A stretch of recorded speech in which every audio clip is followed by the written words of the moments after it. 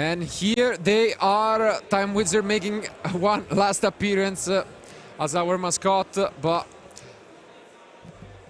we actually get a fast start from Yacine with his Thin Mist Engraver. We've talked about Julius' deck a bit. He's on 60 card Ricca, a lot of different engines, a lot of different going second cars, like those evenly matched that seems to be stuck with his hand, but let's see if he's got what it takes. This is lightning speed from Yacine. Wow. I mean, maybe it's okay to call Ricca an underdog, but calling Julius an underdog when he's won the last year's YCS and the German National Championships with the same deck. I mean, he's got to be a top contender at this point. Absolutely. And I mean, I talked to... Look at this speed. What is going on? Did somebody pull like a chew off? Like, there's no rush, guys. Yeah, you have 45 minutes. He's less than a minute in. Chill. Well, he just maybe saw the end of the last feature match and he thought, you know, I'm not interested in any 4-turn dice rolling. Do you win a prize if you go faster than your opponent? I don't know.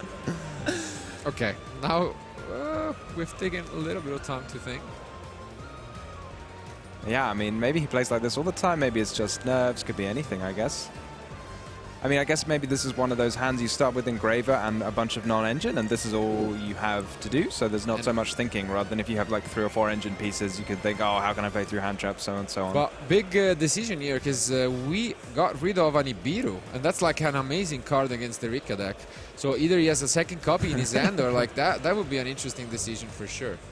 I think this is the only matchup throughout the weekend in which none of our players have hand traps in their deck, so that's why he's playing at full speed, basically. I can't even see the cards, honestly. He knows what he's doing. Like, I'm pretty sure we could just put a replay from a previous round, speed it up, and it would still be slower than this. Maybe he got a slow play warning on round 1 and thought, okay. Fair enough. Can we get the opposite, like a too fast warning? Yeah. Okay. Now he's having a deep breath after this apnea. Yeah, this is like the equivalent of taking 10 minutes to think about a move for any other player, I think. All right. Julius, he doesn't seem phased. I think he's probably seen this a fair amount, especially if, as you said, no hand traps in his deck, so he's just letting Yubel players do what they want to do. It is often sometimes a bit disconcerting when your opponent doesn't activate any hand traps. You think, what's your plan? You know? Yeah. They're just like, yeah, okay, you keep going. And I guess he probably has, you know, a bit of knowledge about Julius' deck, because otherwise you would need to at least ask your opponent for, you know, any response. But he knows that Julius is on, you know, this breaking the field approach, so he's not really gonna interact during your turn. Yeah, he seems to have slowed down a little bit. Yeah. What do you guys think about this specific matchup?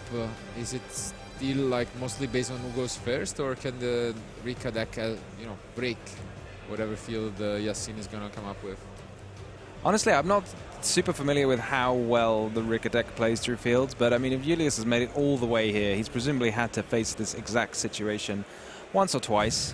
So maybe he has got what it takes. We saw in the last round the Unchained and Yubel field being broken by a combination of something like Dark Ruler and Droplet. Very neat combination there to get the Dark Ruler off the field so it can't be negated by Desiree. Because otherwise you need like more than 2 field breakers to get through both the Barrier Dress and the Desiree. So yeah, I mean, maybe it's there for Julius, but maybe it won't be. Let's see here what will be Yacine's goal, because I think now here he's having just to think of what may be the best field to put up.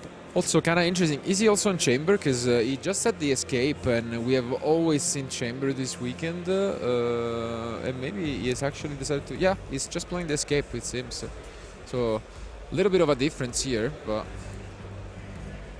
wow. And I guess it's probably got to be a couple of non-engine pieces, right? Because he only used the singular Yeah, and this is Engraver, and then he discarded a Nibiru. So between that, like not using any more engine and discarding a non-engine, I guess the cards you're expecting to be other non-engine, but I don't know what you'd like set. Maybe it's an infinite impermanence or something. But maybe. Well, I know one thing for sure, that if your opponent asks you battle phase, this could be scary. But okay, luckily for him, that's not the case at the moment. Yeah, it's almost the opposite, right? They're playing a continuous spell that's never leaving the field. Well, it's not never leaving the field, but, you know, not easily going to leave the field. So unlikely that the evenly match is going to come down. Yeah, we are going to give some translations to Yacine, and this is the one copy of Ranarika Bloom in the deck. I think the Evil Seed is the ideal one to draw. I don't think the other ones are they're not terrible, they're not kind of bricks, if you like, but they're not ideal.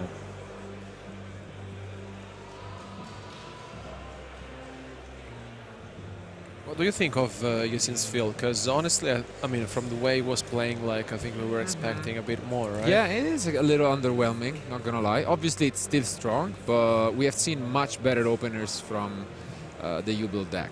So, yeah, I'd be interested to know. I mean, it seems like that's all you can do to get into the U-Belt engine if you open just one Engraver, is to send the Lotus off of the Aerial Eater and then bring it back with a Muckraker. So maybe this is just it. Yeah. As you mentioned, Tommy probably has quite a few non-engine. I guess a couple of impermanents, that would be like the most reasonable choice to expect. And maybe that last card, you kind of have to have a read on Nibiru, right? Because in my mind, you're never keeping an impermanence over a Nibiru if you have just the one copy. No way. Of each. I agree with you. Oh, okay. We see one of those going second cards, the Book of Eclipse, which actually wasn't. So he kept an Ash Blossom. He shouldn't have any more cards, right? Yeah, he's out of cards. Yeah, his hand looks empty, so I yeah, guess those face downs. I mean, maybe we could have a peek at his deck list and see if there's any sneaky trap cards or anything like that. But no, honestly, I think it's gotta be the impermanence, and then we'll have to. I mean, wait and see how this will play out, because as you mentioned, the Nibiru was there. Obviously, with this opener, the Nibiru can be a double-edged sword, so maybe that's why. Yeah, maybe he's worried about the follow-up. Yeah. But kind of at a minimum, you're going to end up with a Phantom on the next turn, because you're going to have a couple of zero-attack monsters. You're going to get to add a Fiend back from the grave with that Unchained if you destroy it with Escape. Yeah. Do we have a droplet here? Because, I mean, we're still thinking. I can see it only as the first, only option. I guess that would be considering it, but for now, no. I suppose theoretically, if he runs Called by the Grave, you could be thinking about whether to chain that.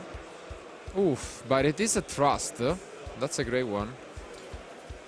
There is no grass, right? Even though it's on 60. Unfortunately, I was hoping for a grass deck, but yeah, it is plants, so yeah, that makes sense.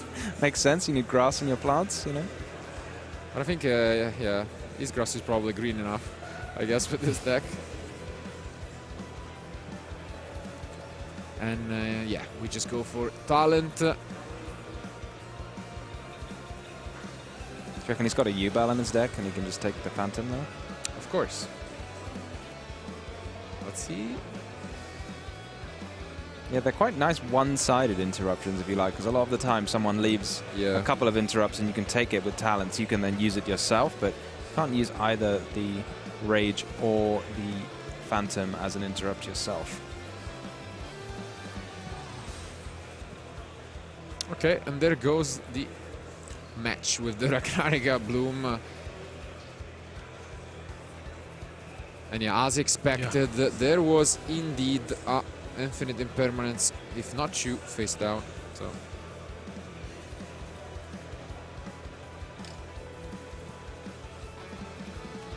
Evil Seed is stopped.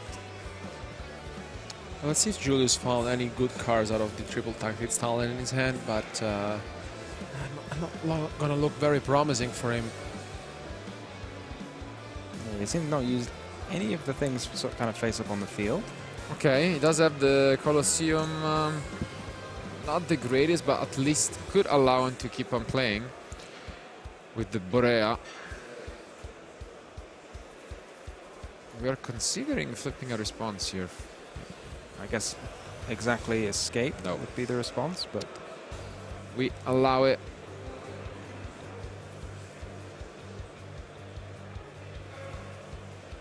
Is Barrier an effect that starts chain when you summon it? Feels like it ought to be, but sometimes cards are not quite like that. I think it should be, yeah. Yeah. Because you target it first. So that Barrier might have a difficult time making it onto the field. Through the army of U-Bells. I mean, even if it does, we still have the Soul of Rage, and yeah, it's not gonna be an easy task. But yeah, there was a droplet indeed, but waited, and now we can use it for Chu. Getting excellent value off the droplet there. And there's some Samsara, interestingly enough. And yeah, seems like it resolved, so... How many cards has he got left now? Just the 2, maybe? Might be on 3, to be fair, because he did draw 2 with... Yeah, I think he was on 3.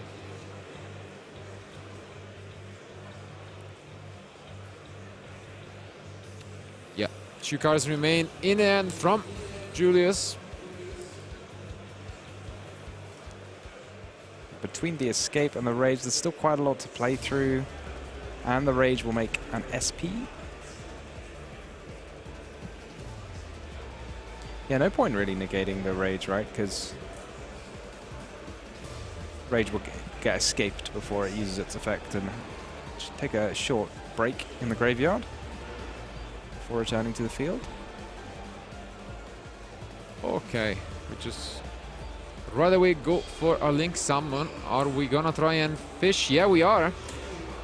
So, excavating, this could be a game changer. We have seen this in the past at previous events where Rika won. How good this card can be if it finds like a bunch of cards like Lomfire Blossom, premium targets, but there was a second impermanence as expected. Oof, this is a tough situation for Julius. I think it might be one of the last interruptions. He's gonna go and try to push, but that was what he needed. So here comes Mudan. And only one more card in the end. What a hand from Yacine, honestly. A double impermanence and Ash as well. Yeah. This decision to keep both impermanents over the imperm seems to over the Nibiru seems to have made a lot of sense.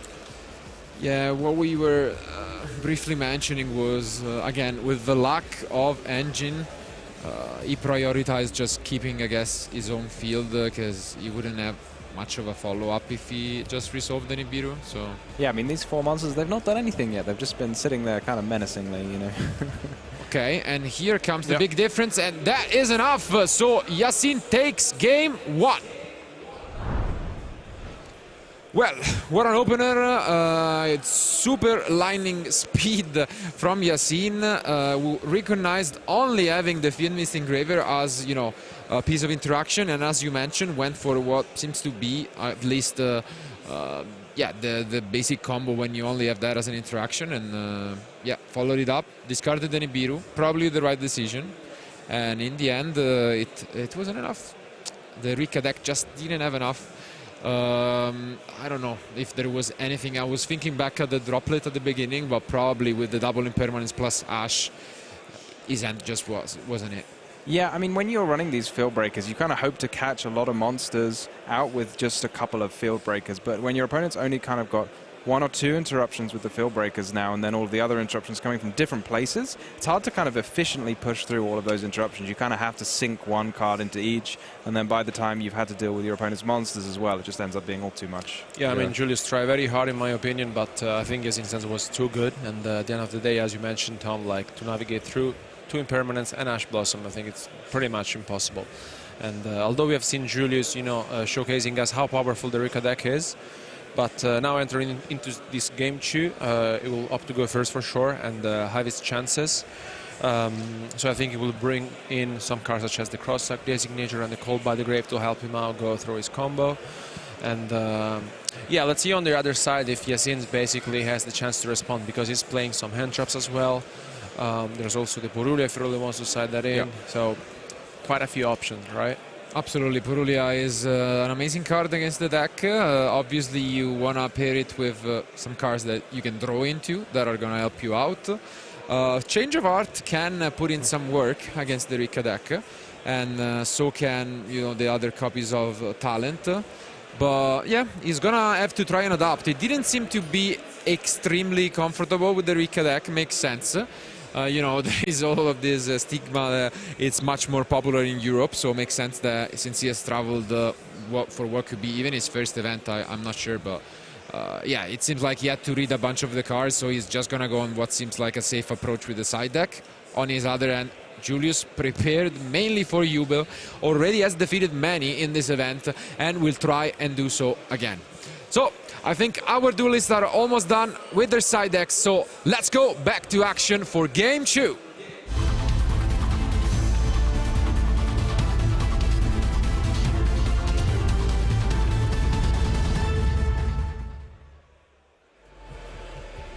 You reckon maybe Yacine was going so fast so he could tell Julius, hey, I went really fast. Come on, go, go, go. Nice return. And there's a Purulia. Yeah, oof. What a start from Yacine. Yeah, you really, really don't want to see that if you're Julius, and it seems like he allowed it. No cross-out designator or call by from the side deck or Ash. But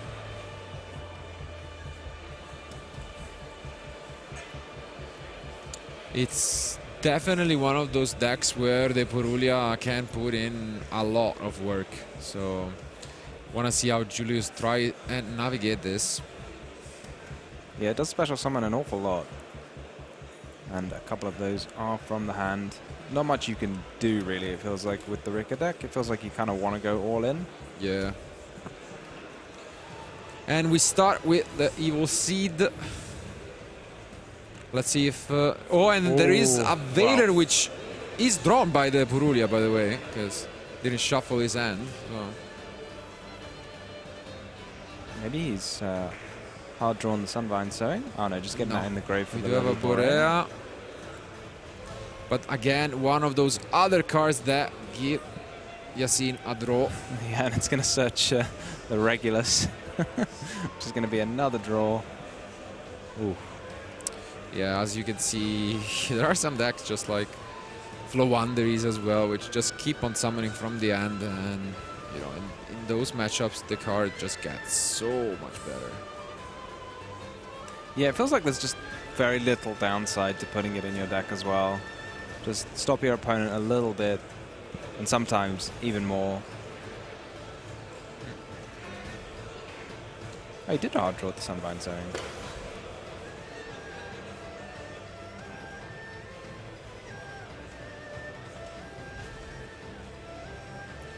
But it's not actually that bad in this spot, because obviously he was able to set up, and you can still combo. And yeah, as we were mentioning, Yacine having to ever read these cards. It can be quite a tricky deck to play against if you're not super familiar with them. There are a lot of very much unique like effects. We have seen it previous finals, and yeah, now comes arguably one of the best cards. Yeah, this feels like almost like a Zold, one of those cards that is absolutely powerful for the type that it is in, and yet we can still use 3 copies of this, so yeah. Maybe one day it will go the same way, but for now, Plant players can enjoy using it. Ooh, there's a Ghost Ogre. Ghost Ogre, another one of those not so popular choices, but again, a card that Yacine maybe wasn't too familiar with. And yeah, you can see him having a little bit of a shake of his head. And I mean... Yeah, that's got to be very frustrating. Just one of those little things in the graveyard that's completely dealt with one of your hand traps. Yeah.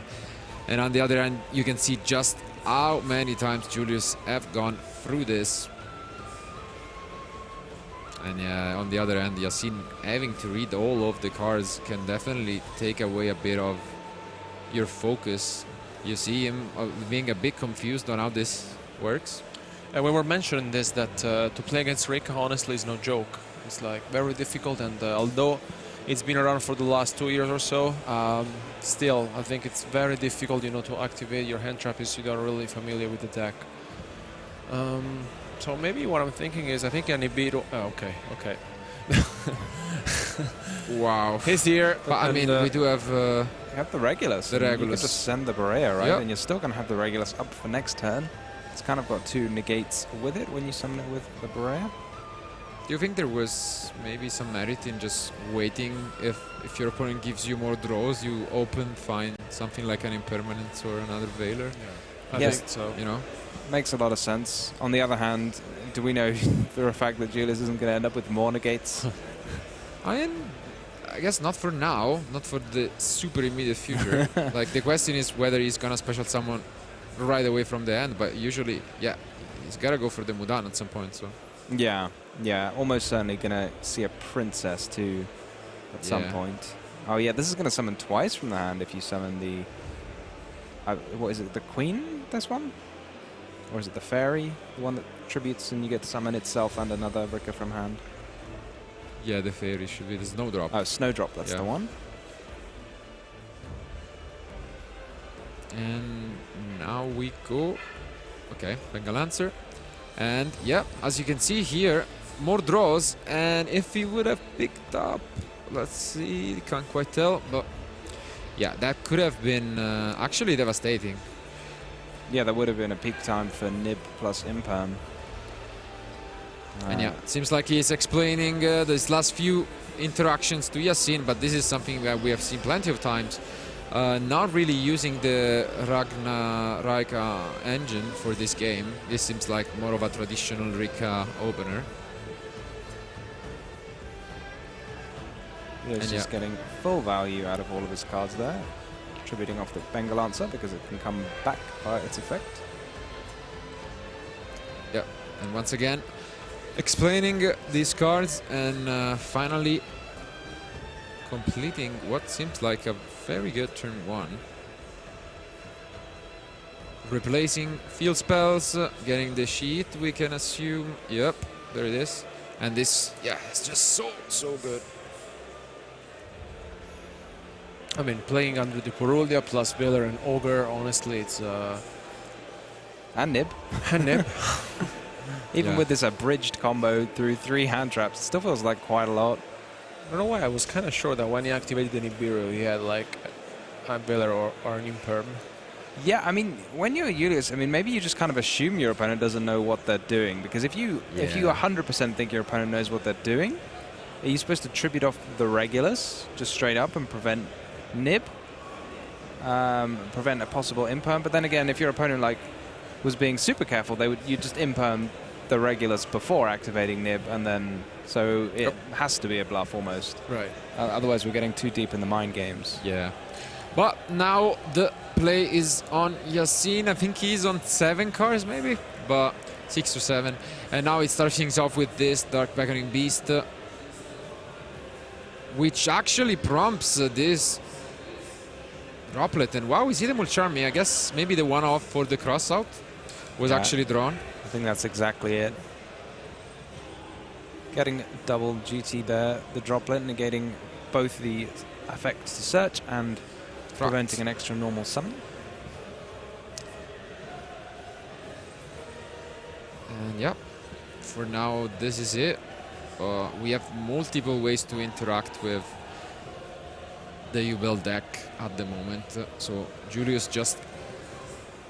Is this time for just the sheet? Just take those 2 monsters off the field at once.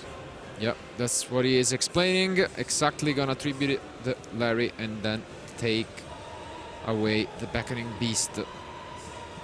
And now still has 3 interruptions at least with a compulsory kind of like effect negation plus a destruction. So this is still tough. We have 1 for 1. Oh, okay. Discarding Engraver. That's a good one. I was thinking it made possibly more sense to tribute the beast and take the Lurie, because that would deny Yacine a light fiend in the graveyard. And I was thinking, oh, that's probably not going to come up. And then all of a sudden, 1/1 discards Engraver. Do we negate this with Regulus?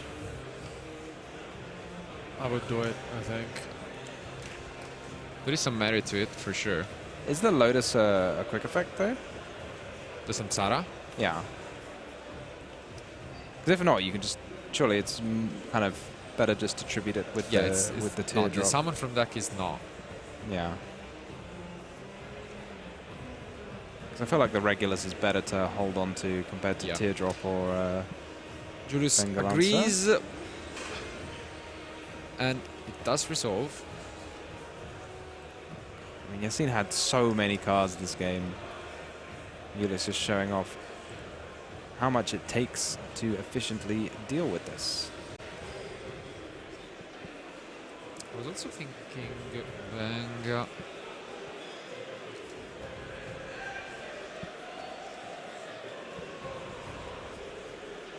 Because Yacine is left with 3 cards in hand, and one of them is the Nibiru, right? So, let's see if he has something to deal with this, because, okay.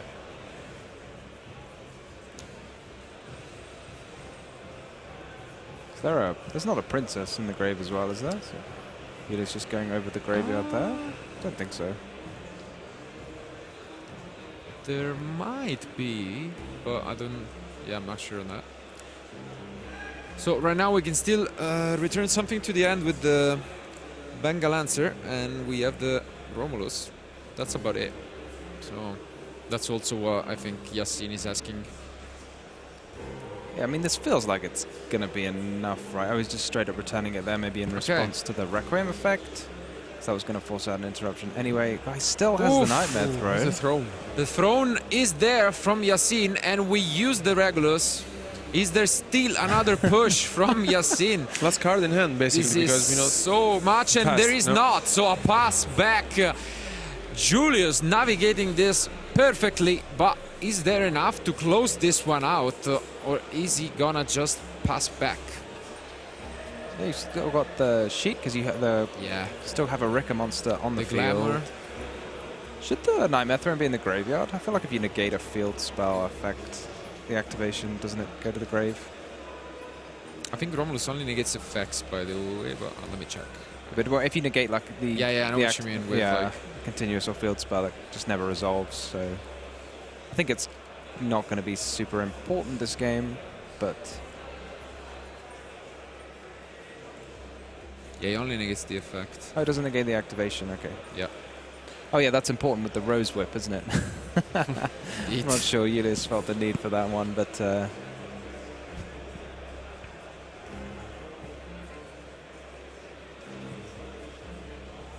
just needs to keep a heads up about the Nibiru in hand.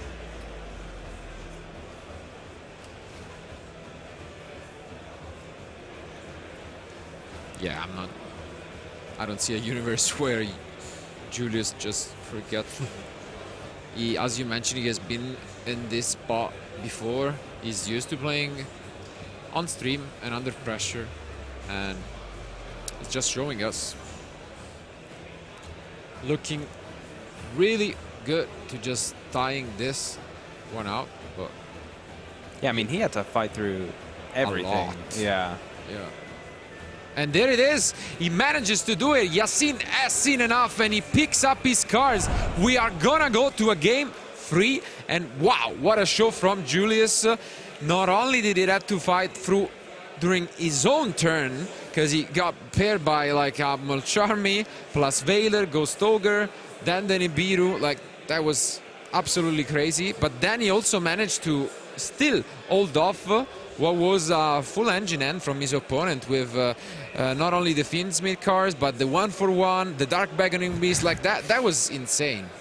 Yeah, I mean, I was thinking like maybe it's quite difficult to effectively use Field Breakers against plant decks because they just have so much, but those are like premium hand traps. So what are you supposed to do? Pray.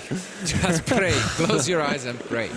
But I mean, obviously now the roles are reversed, as it is gonna be Yacine going first again, and well, Julius' pressure is similarly to what we have seen. It will just allow him to do whatever, and then taking a look at his side deck, maybe putting in some more going second cards. What do you guys think? I mean, having had a look at Julius' side deck, it feels like a lot of it's tailored to going first, and he's just got such a packed main deck for going second with the Dark Rulers, even these droplets, eclipses. I mean, this is a 60-card deck, remember, so you know, there's not quite the high density of these cards as you might think, but other than that, his side deck seems to be devoted to cross-out targets almost. Yeah. So, which makes sense, because as you mentioned, he probably wants to take out almost all of those 12 going first. So yeah, that is something to consider. But on the other hand, Yacine just gonna maximize his deck and his consistency for going first, and gonna try and just repeat what he did in game one. And yeah, I think no matter what, one of these two duelists will be a great contender for winning the title and advancing to the finals, where they will be facing the winner of the other semi-final, which, as we have mentioned, is the one between the winner of the previous future match on Jubel against the last remaining Tempai deck. So we'll see whether we have an all Jubel final, so some more diversity. But without further ado, for one last time, let's go to the table for this semi-final.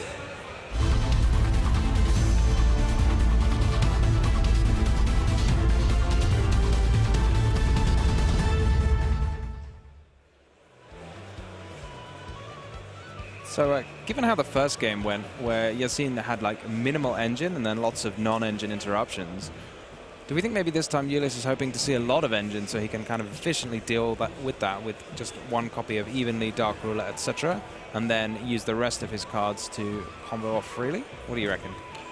Yeah, it could definitely be the case. At the same time, I think it's also the quality of the field breakers that changes significantly, because although they are comparable, like evenly matched would have been devastating in game one. So it really depends on what you see. But for now, Yacine starting off strong once again, although I gotta say the pace has changed significantly. Not quite as game one. He has relaxed a bit, or maybe he's more tense now that he's only one game away from the finals, but also one game away from getting knocked out, you know, after 14 rounds. That is something you gotta keep in mind. Oh, here we are. Nice little interaction that the opening of the Spirit Gates lets you discard a card from your hand. And when that card is Fabled Lurie, that's a Light Fiend for free. Again, very innocent, very little, very cute, but scary. I don't know. I don't know if Lurie's innocent. He looks kind of like he's up to no good, no? Maybe. Take those. And yeah, now, I mean, it seems like he has a bit of a decision tree to go for. I saw an Impermanence and maybe even a Ghost Ogre, so I mean, it makes sense that he would keep a lot of these interactions going first against the Rika deck.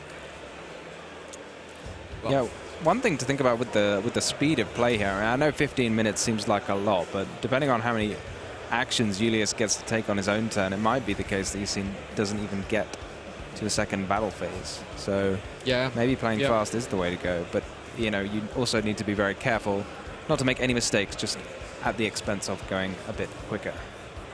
Yeah, and I think what we saw in game one after the ends was revealed made sense. Like, that was literally the only piece of engine that he got, so he knew that he didn't have much of a choice. That was the only combo he could go for, and so he went super fast. This is a little bit of a different end. He has more interaction, so he's just thinking a bit more on what to play around and what to go for. But yeah, the Aerial Leader once again, the star of the deck, now that Beatrice is gone. I mean, it's basically Beatrice, right? Absolutely. Ask Nadir. Yeah. I mean, given your whole deck is Fiend monsters in this case, it's even better. It's even better. Yeah, it comes back for free. Yeah. Easier to summon. Yeah, I think we should tell Nadir. Yeah. It's better in Burning Abyss even. Absolutely. I mean, Fiends. And yeah. I see a Squirmer, I think. Yep.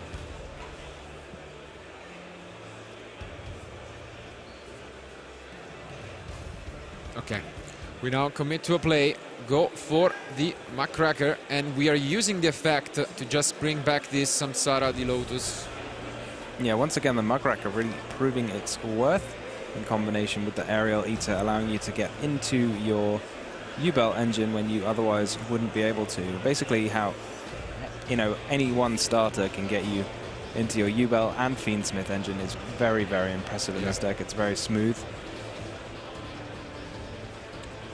Such a great card, and now we are using the Samsara. And as you've mentioned, Tom, the time, I think, will for sure become an issue at some point. We have seen these duels last even for 25 to close to 30 minutes.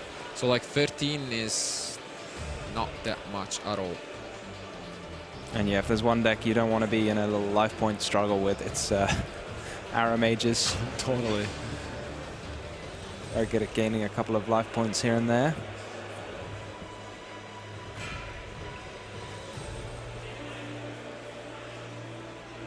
We still have that Sharvar, I believe, in end.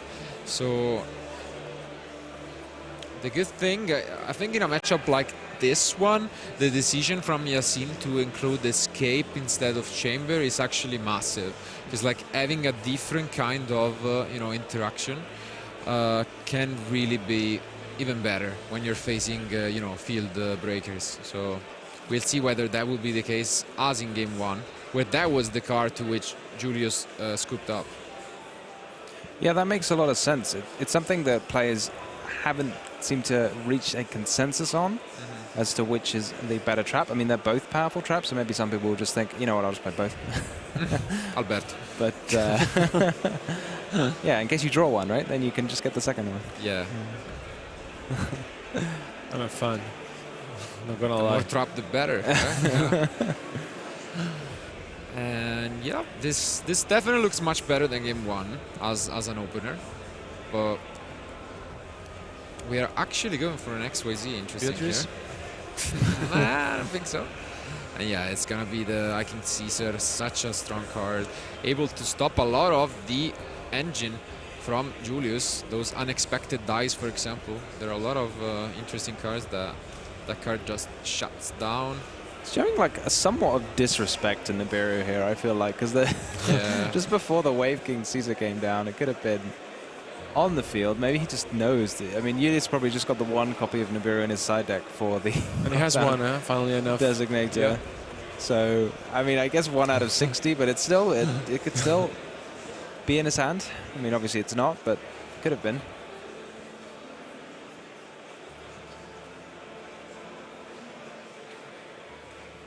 I think this looks even better than game one. Yeah, right? no, for sure. Yeah. This is a much better combo.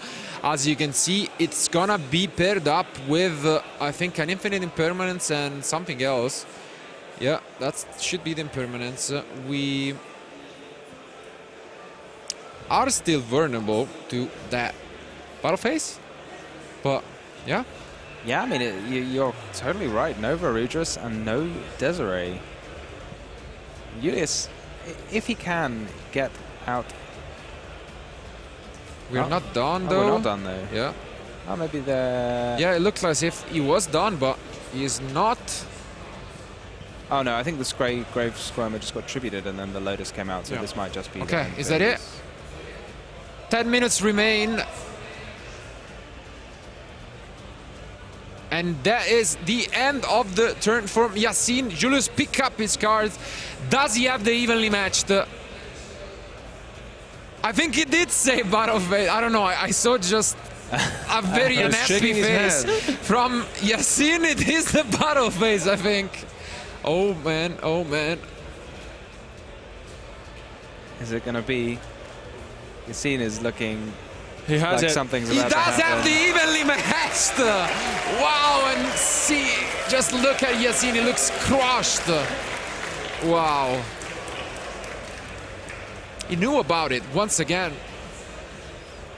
He knew that that could be a possibility. Wait a second, you can't destroy the evenly matched here. Oh, Because it banishes until you control the same number of cards. So if you destroy evenly matched, you'll... yeah, but I guess he destroys another card of his own. Okay, yeah. Doesn't it not have to target... No, you can destroy a on card. either side of the I field? also got Okay. worried for a moment because Yeah, you can destroy a card of your own, but now in a new chain, at least he has got a couple of his cards destroyed, so good recognition by Yacine.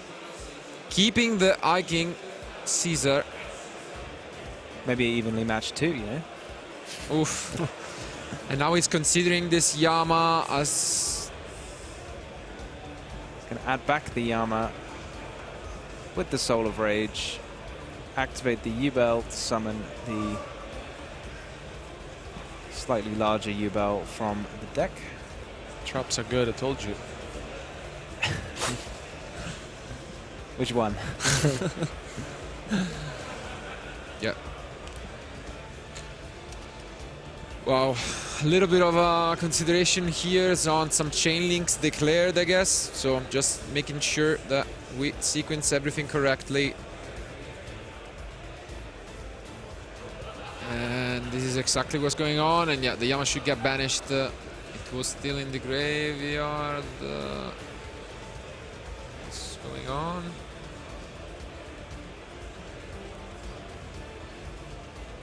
Okay. Then yeah. resolve the Yama.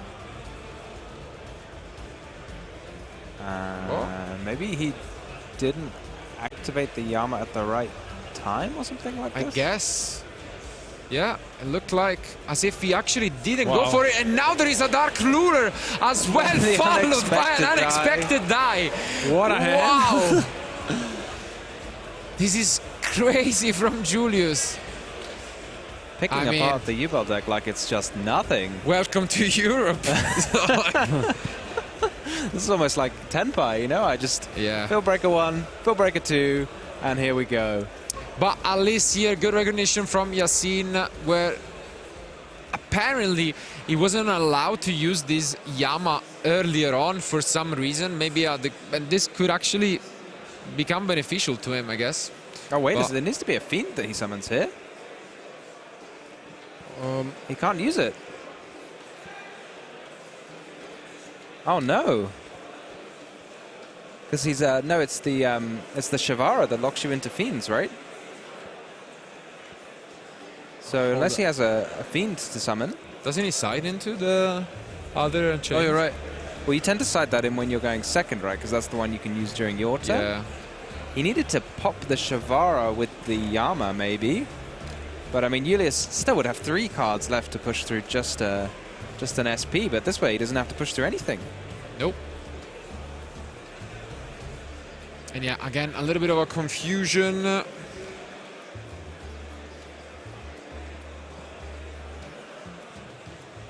But, yeah, that nearly benefited him quite a lot, having missed the Yama. Yeah, and I think in the meantime we can actually go back to us while there is a discussion, as the head judge is required due to the essentially what happened in the previous turn, where we were confused about the activation of the Yama, was that the Yubel would have missed timing, and then since the activation, you know, there was obviously a warning, but now they need to check whether there was a previous penalty of the same kind from Yacine. So obviously in this case is as a formality, we need to call the head judge over. But I mean, for now, this semi-final is a roller coaster of emotions, honestly, as we would expect.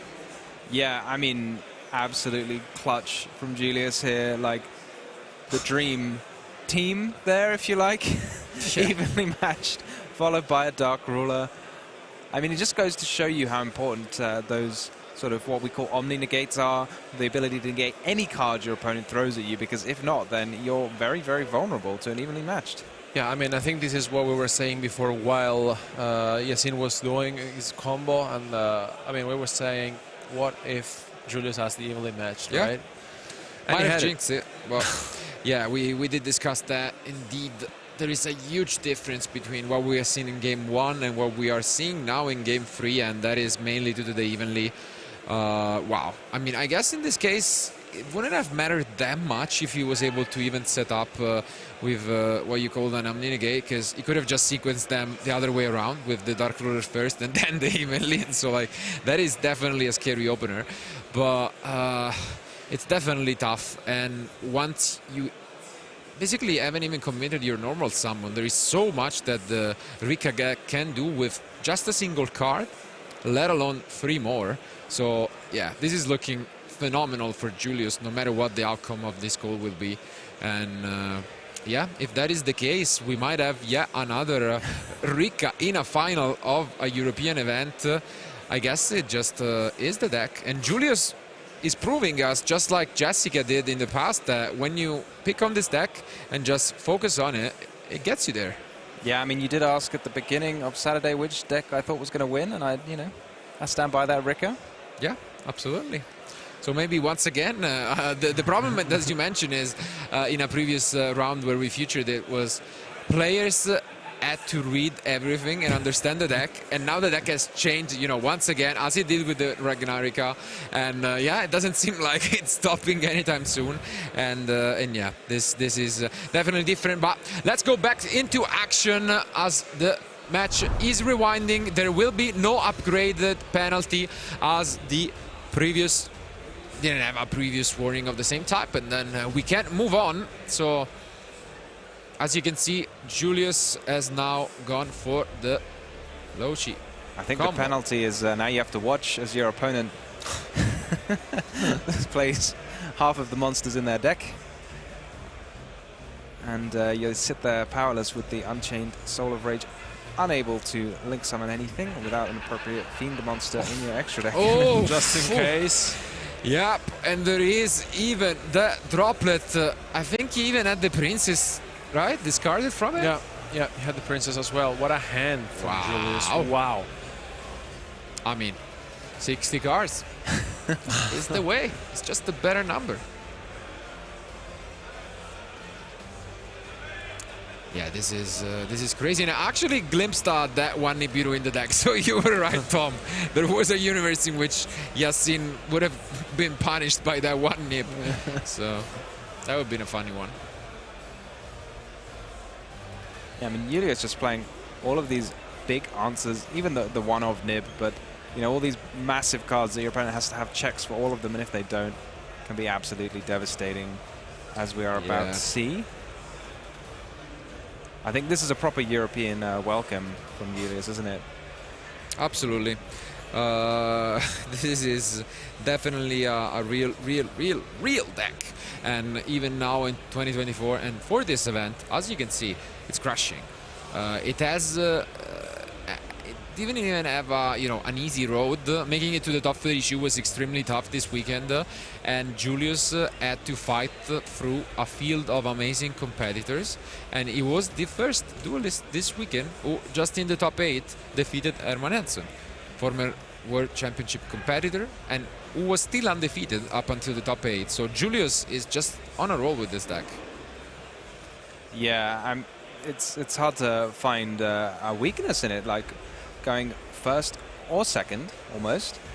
Like going first, it was just absolutely unbelievable how powerful it was there, being hand trapped multiple times. Yacine had like 8 cards to try and deal with it, with like 3 or 4 hand traps, and all of the engine he could wish for, and it was still nothing.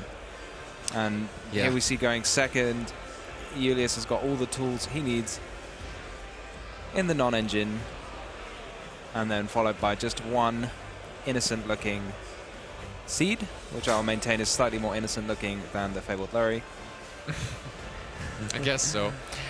But it's definitely more threatening now that what this is just incredible from Julius. Yeah, what the Seed grows into.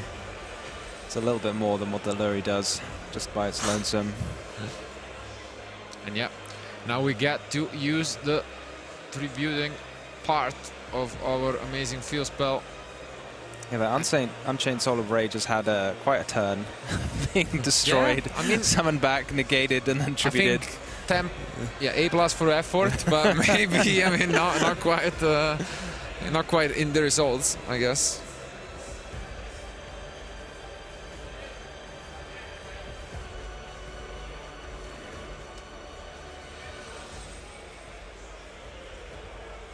Only thing for Julius to keep an eye on whilst he's having all of his fun is not to somehow end the turn with less life points than his opponent, because you do pay life points a couple of times, or at least once with that Humid Winds. I think you have to pay 1,000, and you can search an Arrow Mage from your deck to your hand, but I think you then gain a few life points afterwards. I think even after all this, he's probably going to have enough time to swing for game the normal way on the following turn. Yeah, he also has ways, obviously, to keep on getting life points later on, and yeah, we'll see whether he's able to just get over this gap. But as you have mentioned, there should be enough time to just have another turn. Yacine doesn't have anything outside of this Shervara, so... Yeah, I'm feeling an elemental hero Bubble Man off the top. Yep. Let's draw 2. There goes the other Jasmine.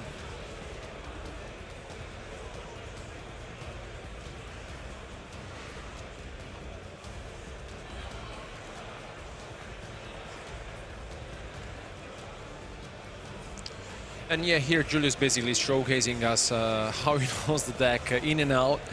And yeah, Yacine is just, I think, witnessing. Yeah, Bengulezi comes down, and now we can bounce one back. And Bengules. And what a showcase. Wow. Flawless execution by Julius.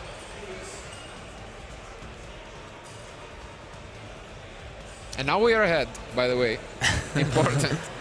Even in terms of life points, if that was needed.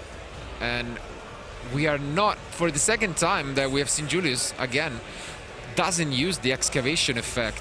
Does not need it. I think it got negated last time, didn't it? No, once again he used it without, yeah, in this future match, yeah, but like in the previous one he also decided not to go for the effect. He just banished a ton of plants there. Oh, that is for the... And there comes. Arrow Mage Okay. fusion at the end. What a turn. What a turn. Yeah, I mean... The Magnolia. This is a bit of a flip, isn't it? Oh, is he just paid 2,000? I love it. No fear. I think Look it at pays 2,000 to banish something. Yeah. Well, this looks fair. I think, yeah. Yacine running a little bit low on cards. That seed grew faster, I think, than we thought. And yeah, again, good effort, but I think this one has gone Julius' way. One more draw for Yacine to stay in this. Don't think of a card that can keep him. Is definitely not the Ash handshake. It is Julius who wins, accomplishes an amazing comeback, and makes it to the final of YCS Lille. What a run. Yeah, I mean, this year for Julius is an absolutely crazy, winning a YCS, a German national championships, and now into the final of another YCS. Alberto, do you think is it going to take it home? No, I mean, like, I'm speechless, honestly. Like, it's so confident. He's humble at the same time. He knows the deck in and out. I mean, what can we say? Like, he's in the final, and if he wins another YCS, it's like in 1 year, to YCS and nationals will be out of this world, I think. And congratulations, honestly. I mean, now he has his chances, and yeah, Rick in the final again. Yeah, I mean, he's going to be fighting Jessica for the title of the, you know, ultimate Ricker player. Maybe they're going to have some Some match to see. Absolutely, but I'm sure she's watching and she's glad that the deck is still represented and piloted this well by Julius. I mean, obviously, congratulations still to Yacine for the run. He made it all the way here, coming from Canada, and we'll find out soon whether the other Canadian representative is actually made it to the finals and will try and avenge his colleague, or whether he has also fallen victim. But no matter what is sure that Julius is just on a roll. Absolutely has been crushing it. Deserves another chance at a title, which would be absolutely unheard of.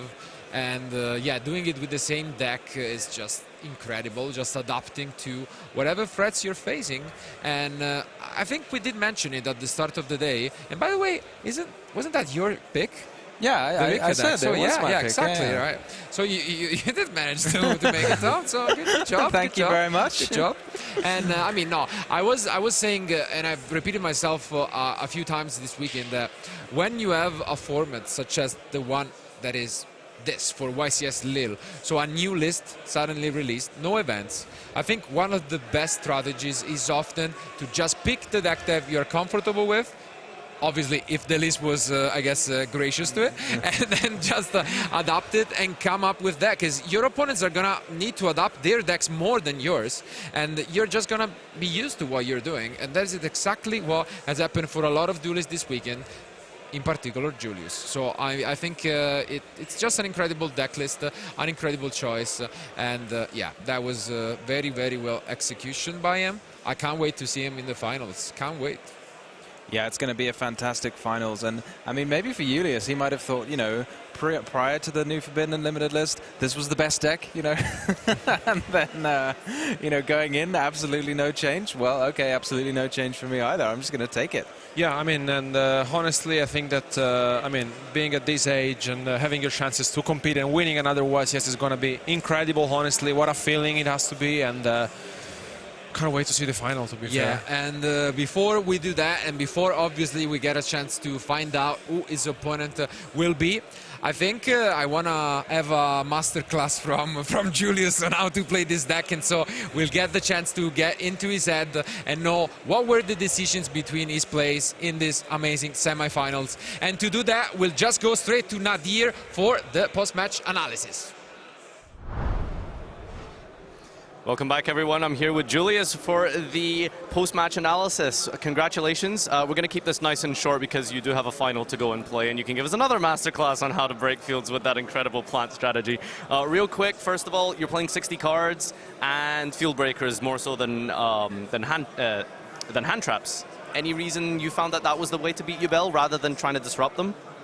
Yeah, it's so kind of important to have the 6 card, especially in such a deck where, like, I play so many breakers in a main deck. I have very good combinations you can draw, like evenly plus droplet, or like also the Dark Ruler you saw in game 3. You have like a lot of good combinations to draw, and like also Yubel is so, yeah, it's so good into hand traps that I didn't think it's gonna be worth to like play hand traps, because like you have to draw 2 or 3, and that's without a 6 card, so it's nearly impossible in my opinion. So I decided to play the breakers.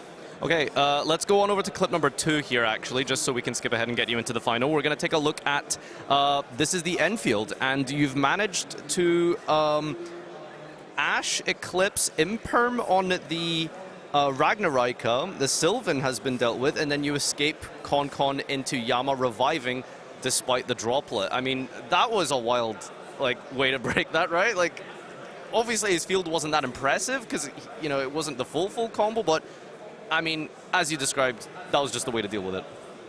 Yeah, especially in that game, that was like game 1, so it was very hard to play through the Ash and 2 Imperms. It's like, I couldn't make that. Like, without, like, maybe without the Ash or without 1 Imperm, maybe I would have been able to make it, but not with 3 hand traps. Yeah, it was specifically the Soul of Rage being able to use on the on the Mudan. Triggered off the escape. I mean, have you seen a lot of escape? I think people normally play chamber, don't they? Yeah, I think a lot of people are still in chamber, but I definitely think the escape is way better, especially into like cards like evenly, like you just chain it and like pop your rage and like the Jubel, for example, or like anything else, and then just trigger the Yama, keep like the Caesar. It's like very good into board breakers, I think, but into hand traps, I think the Reborn's better. But I expected like 50-50. A lot of people are on the Reborn, a lot of on the Destroy.